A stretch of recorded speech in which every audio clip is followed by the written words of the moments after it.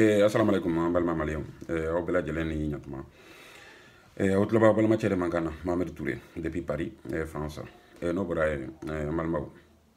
an bɛ bɔ bi ka kuma conflit dɔ kan min bɛ internet kan ni an ɲɛ b'a la an baarakɛɲɔgɔn dɔw firilen don ɲɔgɔn ka tiɲɛ ma n'o ye Momo ni Malikan ye donc an bɛ bɔ bi ka hakilina fɔ u ka malaise kan bon an b'a commencer fɔlɔ ka kuma Momo fɛ an bɛ kuma Momo fɛ parce que baara ye saba ye ne bolo baara tilalen don saba de ye Momo i ɲanen o faamuna bon i bɛ fɛ ka min yira mɔgɔw la o faamuna jaabi jumɛn bɛ sɔrɔ a la an bɛna kuma o fana kan o fana ka faamu alors bref Momo ka bila Malikan contre la ni mɔgɔ min bɛ Momo lamɛn kosɛbɛ à mon avis a ma mɛn a kɛra wagati min na Malikan sinon ne ye vidéo bɔ Malikan kan ka kɔn Momo ɲa walima ne ko n bɛ vidéo kɛ ka Malikan dɛmɛ ka kɔn Momo ɲa donc mais Momo bilala Malikan contre la wagati min na a ko ko u ka PDW to yen k'u ka PDA kɛ k'u taga kɛ ni mɔgɔ ye quoi c'est à dire u taga mɔgɔ wɛrɛ engagé k'u ka PDA kɛ bon a ye maliyɛnw nani ani a ko ko faso bɛ silamɛya sanfɛ silamɛya ouais faso bɛ silamɛya sanfɛ exactement donc Momo bilala Malikan contre la o wagati ninnu de la donc o bɛ faamu bon Momo sisan an b'a ta Momo ka ŋaniya min y'a bila Malikan contre la o ŋaniya faamuna n'o ye k'a fɔ ale bolo bon silamɛya ani faso jɔ o bɛ se ka taga ɲɔgɔn fɛ baaraw de don minnu ni dɔ tɛ dɔ tiɲɛ n'a fila bɛ faamuna quoi donc voilà ne bolo Momo ka faamuyali kɛra nin de ye donc voilà ale tugura Malikan ko parce que nin bɛ nin ɲa nin tɛ nin ɲa ne bolo a ma faamu hali bi ni mɔgɔ mɔgɔ bɛ kuma nin fila kan tan nɔ ne bolo o si ma faamuyali kɛ hali bi parce que pour que i ka a dɔn dɔ bɛ dɔ ɲa o kɔrɔ ye ni fɛnw de don minnu kan ka comparer ne bolo diina ni faso ko fɛn comparer taw tɛ fɛn tɛ minnu bɛ comparer parce que y a pas de incompatibilité c'est-à-dire incompatibilité tout ni ɲɔgɔn cɛ quoi donc pour que i ka fɛn comparer faut a ka kɛ comment on appelle corps différent de quoi c'est-à-dire pour que i ka mɔgɔw bila boli la faut mɔgɔ ka kɛ fila de ye mais e tɛ se ka mɔgɔ kelen sen dɔ bila boli la ka sen dɔ bila boli la ne hakili la diina ani faso ninnu bɛ composant kelen de ye quoi n ma dɔn fɔ aw bɛ n faamu quoi parce que ne bolo minnu bɛ kuma nin fila kan minnu bɛ fɛ ka différence ɲini diina ni faso cɛ k'a fɔ dɔ bɛ dɔ ɲa ne bolo olu ma foyi faamu réalité yɛrɛ kan quoi parce que réalité bɛ mun fɔ an ye diina faso nin bɛɛ ye fɛn kelen réalité b'o de fɔ an ye quoi n ma dɔn f'i ye n faamu pour que i b'a dɔn k'a bɛ fɛn kelen parce que i bɛ mɔgɔ sɔrɔ Mali kɔnɔ min ye fasoden ɲuman ye a ye diinɛtigi fana ye donc n'i ko k'o tigi ka suya kɛ sisan fo n'i y'o tigi diviser en deux ou bien donc pour moi débat inutile de do k'a fɔ dɔ bɛ dɔ ɲa quoi pour moi c'est à dire mɔgɔ mɔgɔ yɛrɛ bɛ kuma kan logiquement il m'a faamuyali kɛ comment on appelle dans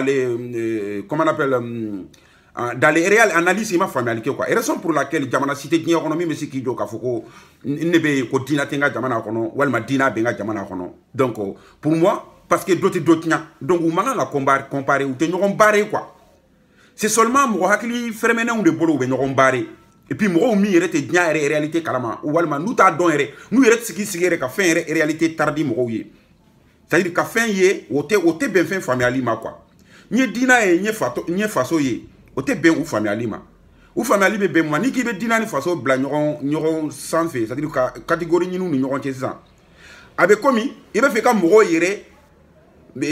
kinisɛn bila a numansɛn sanfɛ walima i bɛ fɛ ka mɔgɔ numansɛn bila a kinisɛn sanfɛ walima komi n'i b'a fɛ ka mɔgɔ numansɛn n'a kinisɛn bila ɲɔgɔn dan boli la quoi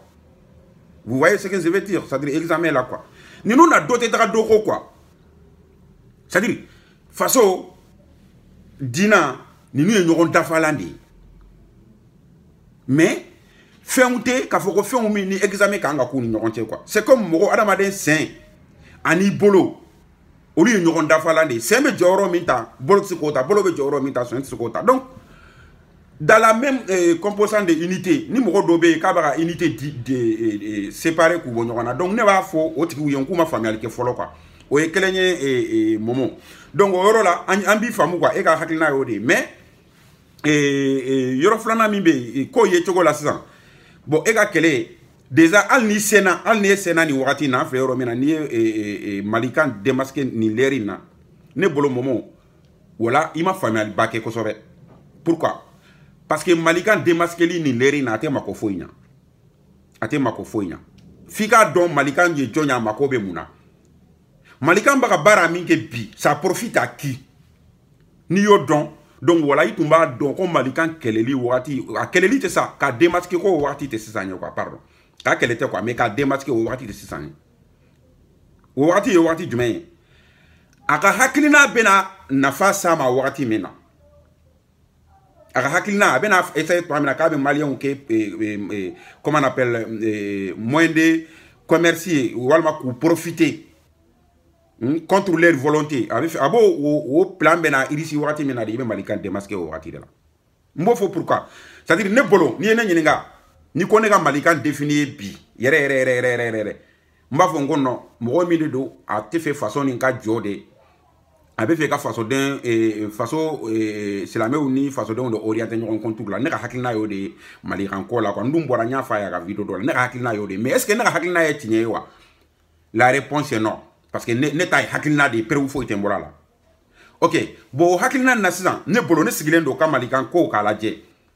domina hakilina ni aya sora bena seka malikan nye malikan miri mi no do quoi ni mogo de do mogo mi na dogo lembe hein politicien de do ça dire ne yere bolo de ne bolo malikan ni gona ka kumi fe tinyere la mbafo malikan est politicien de parti politique do de do ngoy hakilina yo ka ne ka penser bo parti politique mi de do ni citation ni mali kono bi ka mali dina la gosi o be parti politique ou drone de profiter mali kono bi parce que Mali parti politique be tegelen do donné ka ko dinatiku ka orientation manatari fan fait Mali kono bi dro ki be gagner quoi ou ina hakilna mais ce n'est que une simple soupçon bon no kera tinyedu ne bolo momo ba malikan démasqué wati mi wote na fo nya malikan no kera tinye ba to de fo mali wati mi na obe malikan profiter malikan benal a essayer ma ka bi profiter ni a barayi voilà il est sur le démasqué c'est comme ni abe famu ni momi be actualité la dje anga français en président sigila comment on appelle tieni fionga dossier tume mo bola mena fionye bara o mingem français on a dossier tume mo bola mena mais ou dossier nous na wati de donna quoi na wati de kera dossier nous na quoi o croyez quelle est stratégie de quoi donc stratégie de Tchogodi abe mako tinya tigi wati mena iba peut-être iba tigi démasquer wati la mais ne malikan est démasquer ni leri na ere malikan est to gagner donc ibe malikan to ende le moment le plus comment on appelle important pour lui na ya sur politicien de do ko ngakuma yo iba démasquer quoi bon ni politicien de do ni façon do la do en fil la do c'est à dire façon do la do mais ale ka famille de na donc andron ka foko et dinatiku jorote faso jola wala ma dinatiku de baka faso tian bon amba e kafoko antika fenke malikana antika fenka la parce que mo bébé filini ka idée de et puis nere wala ere nere ben yere jalagi pourquoi mba fongo me malikan démasqué parce que bébé filini ka hakilina di wala ka hakilina en tout cas dinatiku tanto made mais abe donc koni minfo malikono kafoko mo ka wili kataka barake soma bara ni mori bara u ka dabla u ka fara ka ɲɔgɔn nɛgɛn c'est à dire nin fila ka kɛ tiɲɛ yɛrɛ ye sa mais ne bolo a bɛ da sɛbɛ de kan en tout cas malikan ko kuma a bɛ don ne la honnêtement parlant o bɛ don na quoi sinon hali malikan ka baara dɔ bɛ yen n'o ye a ka arabu dugu la musow a b'olu min ba projet la a ye projet ni orienté bani a ka projet lajɛ don ale la bani n'a ye projet lajɛ don ale la dɔrɔn ça revient dans les mêmes logiques kafoko malikan be fe de koko sudalembe silamea la arabu a be fe ka o bɛɛ lajɛlen ne mangoya mali kɔnɔ pour ka ɲɔ fɔ parce que musow min bɛ taga arabu jamanaw kan u ko trafiquant de humains de do mais dans la vraie comment on appelle analyse trafiquant tɛ pourquoi parce que muso ninnu b'a ka min k'u ka argument ye o kɛra ne Mohamed la a kɛra ɲɔgɔn miliyɔn kelen na kɔgɔji tigɛla mɔgɔ nana kɔgɔji sira fɛ walima mɔgɔ ye aventure kɛ duguma sira fɛ bɛɛ b'a dɔn kɔkɔkisɛriw bada tɛ tiɲɛ fɔ mɔgɔ i bɛ taa jamana min kan o ko la walima hali tagacogo ko la parce que Bamako Sogoningo u b'i to Bamako Sogoningo yen nɔ kɔkisɛriw tun b'i to yen nɔ ka Libi directive fɛrɛ mɔgɔw ma quoi ko li kita bamba sogoni ko ma fo le Tripoli direti e bo don djuguma et na nous tari jigi comment on appelle Mali dugu dola no Mali dugu la ba ko dugu to tuguni nous tari jigi o dugu la to e ba dot man ko ja e ma libi direti ta donc amba e ka fo ko kokseru minu be mo aventure ko no organiser ango to visa bola nu minu be kokseru minu be visa bo mo ye quoi. Parfois, on va voir qu'on met en France, mais pour que il y ait en France, ou Italie, visa de billet, ou 5 ans, bon, nous, Italie, ou visa 5 ans, ou 5 quoi. Donc, oui, quel est Flana est mis, et moment dans la rafale à Kumala. Accès, mon bolo téléphone. Mon n'a pas de communiquer les réseaux sociaux, campi, ni quoi qui veut Jonia Djoula, en bas, fongi, il y a Jonia de. Parce que, dès qu'on y va dans Internet, il suffit de taper. Hein? UNC contre l'esclavage, il va y avoir bon dia fan bela djelen. Il va jamana siga force tisi ko lu baré. Ce sont des forces universelles, c'est comme courant rouge be toga mena quoi. C'est comme fenge be toga mena to brangono ato uka UNC to brangono min be de fantam de mayoro chamana Haïti kelen UNC dona kosobe quoi to brangono. Olu be toga mena, c'est-à-dire UNC sans frontières ou be toga mena. Au ONC sans frontières, il vous verra numéro sur internet. Bon, il y a des Malican. Au lieu d'aller où elle est, au lieu de tableau, il faut couper tableau de la. Déjà, au té Djonyae, toi, Araboula, Fango, Fonyoronyana, on mis Araboula. Arabou fait RT Barala, ça c'est tout à fait logique. En fait, il y a Arabou Baraka en bas. RT Arabou tire à Barala, Halim Aminu est à Libye, il est sous tout à la Libye, il est Barakouye. Donc, déjà, où est Araboula, la dade, au té Djonyae. O te ko ambalma muso kera jonye de 1 de 2 et je beneme bala et sara ni bay Mali musomani ufana ga famuko aventure te muso fenye amba don gele abe jamana ko notinye de do mais amana ke choko muso ni sona ga sabalika ala ka fome ka anga dambeta iba e ku e bisiki i ka nyana tege tanin tame Mali kono no. Parce que oui, mouyani son afrouma. Mais Mousso n'a pas boni tchéouye. Mousso a fait village. Tchéka village. Est-ce que n'hallo Mousso est fou sur la bena to furinawa en tant que village balé bolo. Donc, on a fait un bel Mousso fanaï. Mais nous be Willy Koube tra français. Français tra et la manaka et araboula trayo. Amérique tra et la manaka araboula trayo. On a Foucault. Dje beneme sarala ni baye. Ou enega famali yala. Et en plus, nous est gelé sur oro. Koura ouenise ouele. Ni Jonia koni trabolo de do. Koura ouenise ouele. Quoi. Ça c'est une réalité. Moi aussi, c'est qu'on dit. Parce que Jonia Mandou Afrique, Yorosila, Farafin, Mauritanie. Mais Mauritanie, Halsini, ni numéro B, ni au Gossi, ou ni au B, ni au Louvé, Mauritanie, Kera Dougo, Dougalaweti, non fait. Donc, Mateko et Arabie Saoudite, nous n'y faisons pas, nous avons à Hidji, la Euro, ni fait nous. Donc, vraiment, je suis désolé, mais ne m'a pas fait comment Arsika Vele Jonia là, quoi. Il n'y a pas d'argument quoi, parce que déjà communication boubolo quoi. En fait, communication internet, internet boubolo, on a les Malicains là. Donc ça pas, c'est-à-dire que pour moi ça paraît pas logique, parce que nous les Malicains c'est comment, donc on est Mali ambassade c'est comment, ni na rôle te fait couiller, on est organisation mondiale de comment on appelle lutte contre l'esclavage, comment on appelle c'est comment, on a numéro internet donc pour moi, pour moi c'est impossible. Et déjà, on va mis Fanafoko et Oya Jonia Tamasien, au Tad Tamasien, sur la Oufia Betani. Eriko be français, Eriko be Europe, Go français pardon. Eriko be Europe, mais Eriko te Arabou Fiende, il be barakede. Autant de fois que eux vivent. Voilà, pour eux, Erito ni baradenche. Donc c'est leur, comment on appelle, façon de penser quoi en fait. Ou bolo abetande quoi. Voilà, alors en tant que Syriens, il y a comme la rocale des Philippines de fait. Mais hal diamant ou bien que diamant Arabou beniga si a bedel donc Jonyate quoi, Malikan, oro ambo fo folote Jonyaye. Ou que si a bedel Philippien parce que là on rebe Libye exception ka sa Libye ka tamanga mais Libyen on be min da exception kan Libye autour da fimanga non. Bébé c'est mo Libye que Libyen encore bébé c'est quand à Syrie ambolo quoi. Ou va fo masrien, jama masa. Ou be comme une damas rien ou te so son ko da farafinga parce que karafin tumé mami farafin bonya tumbu fe doni quoi. Donc au masrien Égypte ou frontière de ou crefé du de oui. Donc sura tabolo de oui donc ambo beaucoup là mais ça avait John profiter ça.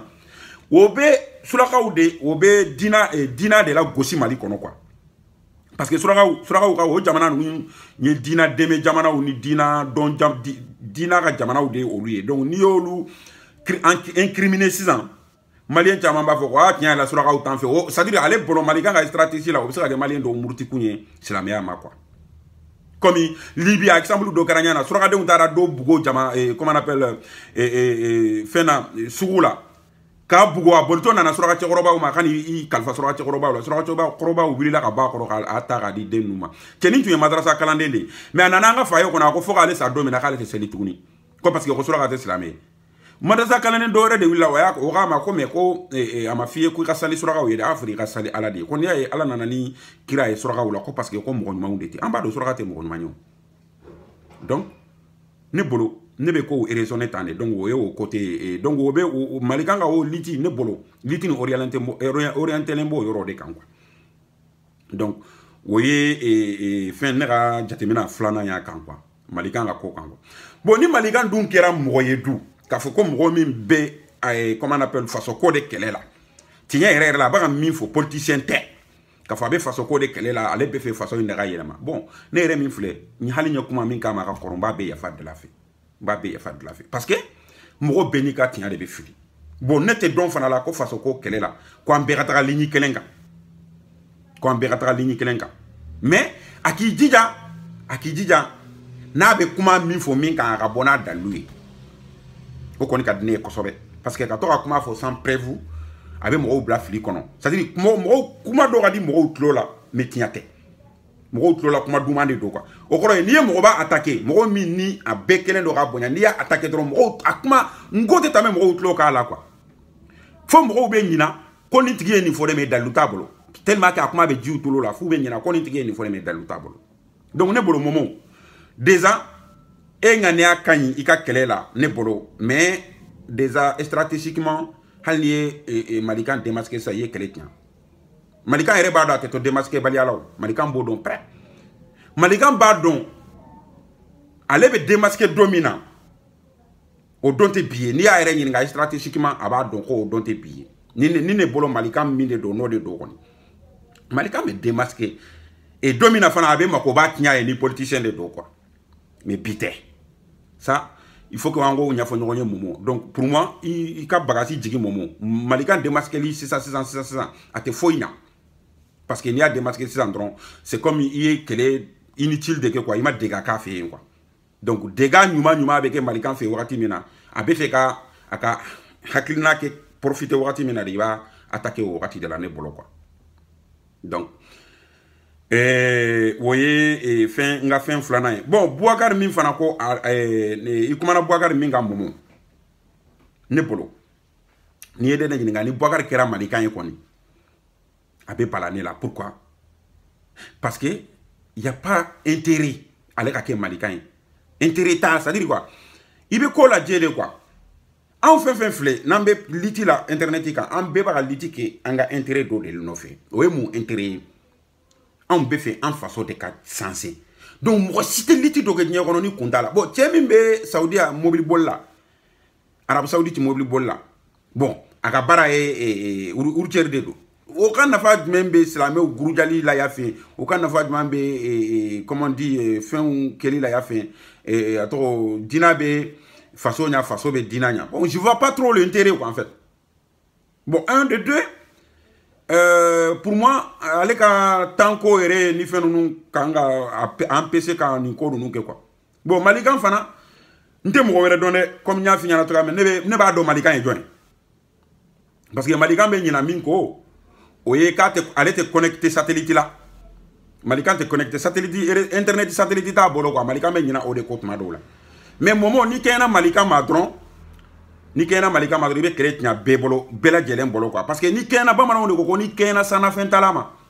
ko a b'a fɔ k'a kunkolo b'a ka ŋaɲa de quoi k'ale tun tɛ fɛ ka fɛn ta a kunkolo de b'a ka ŋaɲa donc i b'a malikan to yen a ka na parce que ko dɔn bɛ ko bɛ dɔn tɛ malikan yɛrɛ dalen b'o la bɛɛ k'a fɔ ko dɔnni bɛ mais ko bɛ dɔn ala m'o garijɛgɛ di mɔgɔ si ma donc min da ka di malikan na dɔrɔn a ka kɛ faso a bɛ liti a b'a ka kɛlɛ kɛ ni liti min ka image ye a ka k'o liti mamuru dɔ ye o de da ka di malikan na n'o tɛ malikan b'a dɔn ko kodɔn bɛ mais ko bɔ dɔn tɛ o bɛ yira malikan na k'a sɔrɔ hali momo ma sɛgɛn hali ma wuli ka b'i nɔ na yɛrɛ et a n'a dalilu n'a vili réfutable bɛɛ dalen ɲɔgɔn kan ka c'est à dire quoi k'a fɔ k'a estimer ko nin de ye malikan ye nin tɛ malikan ye tɛ dɛ non k'a bɔ fo c'est à dire fo fiɲɛtɔ bɛɛ k'a dɔn c'est à dire mɔgɔ min hali ni ɲɛ tɛ malikan na n'i tulo b'a mankan na dɔrɔn bɛɛ k'a dɔn ko nin de ye malikan ye o don bɛ na ni e momo ma pressé ni malikan n'an y'a miiri min ye ni a kɛra o ye n'o ye politicien dogolen ordinateur kɔfɛ k'a fɔ k'a bɛ silamɛ wuli fasodenw kun garasi ɲɔgɔn na quoi voilà donc ne tun b'a fɛ ka bɔ ka min fɔ momo ni malikan ka fɛn kan conflit kan o ye nin ye n b'a fɔ n k'aw ni ce aw ka tulomajɔ la hakɛto bɛ nin kan salawala muhamadu